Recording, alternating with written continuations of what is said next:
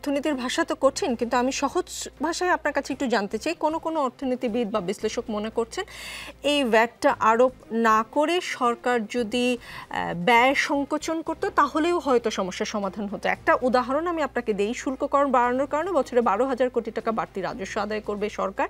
অন্যদিকে 14.5 লাখ সরকারি কর্মজীবী সরকারি চাকরিজীবী মহার্ঘ ভাতা দিতে বাড়তি খরচ হবে 7,000 কোটি টাকা। এটা একটা উদাহরণ দিলাম। তো এভাবে বলছেন যে এখন ভ্যাট কর শুল্ক কর বৃদ্ধি না করেও আসলে ব্যয় সংকোচন নীতি করেও এইটা রিকভার করা সম্ভব হতো।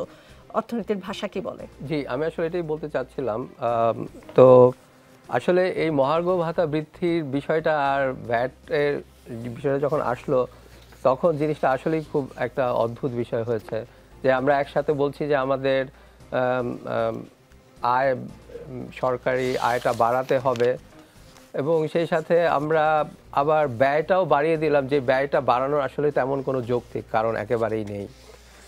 দেখেন, এই মহার্ঘ ভাতাটার প্রশ্নটা কেন এসেছিল আসছে কারণ গত কয়েক বছর ধরে যেহেতু মুদ্রাস্ফীতি 10%-এর উপরে চলে গেছে, এই জন্য সরকারি কর্মজীবীরা বলছেন যে আমাদের যেহেতু মূল্যস্ফীতি বেড়ে গেছে আমাদের বেতন সেই অনুযায়ী বাড়তে হবে। একটা কিন্তু জিনিস আছে যে 5% হারে কিন্তু এমনিতেই বাড়ে, তো এবং সেটা কিন্তু গত বছর থেকে অলরেডি আরও 5% যোগ করে 10% করে ফেলা হয়েছে। তো তারপর এই মুহূর্তে যখন দেশের একটা আনস্টেবল অবস্থা, যেখানে অর্থনীতি তারপর একটা সংকটের মধ্যে আছে, সেই অবস্থায় আসলে মহার্ঘ ভাতা বাড়ানোর কোনোই যুক্তি নেই। তো তাহলে এটা কেন করা হলো? এটা আমার কাছে মনে হয় এক ধরনের চাপে পড়ে করা হলো, কারণ যেটা আমি বারবার বলছি এই চাপ আমার মনে হয় প্রশাসনের চাপ, আমলাদের চাপ, এবং যেহেতু দেশ চালাতে প্রশাসন একটা খুব শক্তিশালী ভূমিকা আছে, তাদের উপর নির্ভর করতে হয় এবং সেই নির্ভরতাটা আরো অনেক বেশি বেড়ে যায় যদি সেই সরকার দুর্বল সরকার থাকে। এখন আমরা বারবার বলি অন্তর্বর্তীকালীন সরকার দুর্বল, কিন্তু এই দুর্বলতা কিন্তু এগেইন তারা ইনহেরিট করেছে। এক নাম্বার ইনহেরিট হচ্ছে তাদের পলিটিক্যাল লেজিটিমেসি নিয়ে একটা প্রশ্ন সবসময় ওঠে।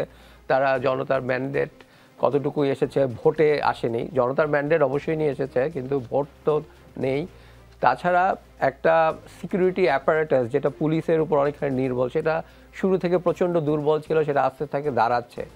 এই জন্য এর যেহেতু অন্তর্নিহিত শক্তিটা অনেক কম, সেহেতু অন্যান্য শক্তির কাছে তার নতি স্বীকার করতে, যেগুলো প্রাইমারি ফোর্স আছে বলে তাদের মধ্যে অবশ্যই প্রশাসন, সরকারি প্রশাসন একটা বড় ফোর্স, তাদের চাপে পড়ে আমার মনে হয় এটা নিতে হয়েছে এবং এটা আমি মনে করি অত্যন্ত ভুল সিদ্ধান্ত হয়েছে এবং জনগণের কাছে খুবই ভুল বার্তা গিয়েছে যে একই সময়ে আমি ভ্যাট যেটা বাড়াচ্ছি এবং এমন কোনো পণ্যের উপর, যেমন ইন্টারনেট সেবার উপর ভ্যাট দেওয়া হয়েছে, মোবাইল ফোনের উপর দেওয়া হয়েছে, এগুলো কিন্তু এখন আর লাক্সারি পণ্য না, এগুলো একটা দরকারি পণ্য, নিত্য প্রয়োজনীয় দ্রব্যের মধ্যে এগুলো কিন্তু আছে।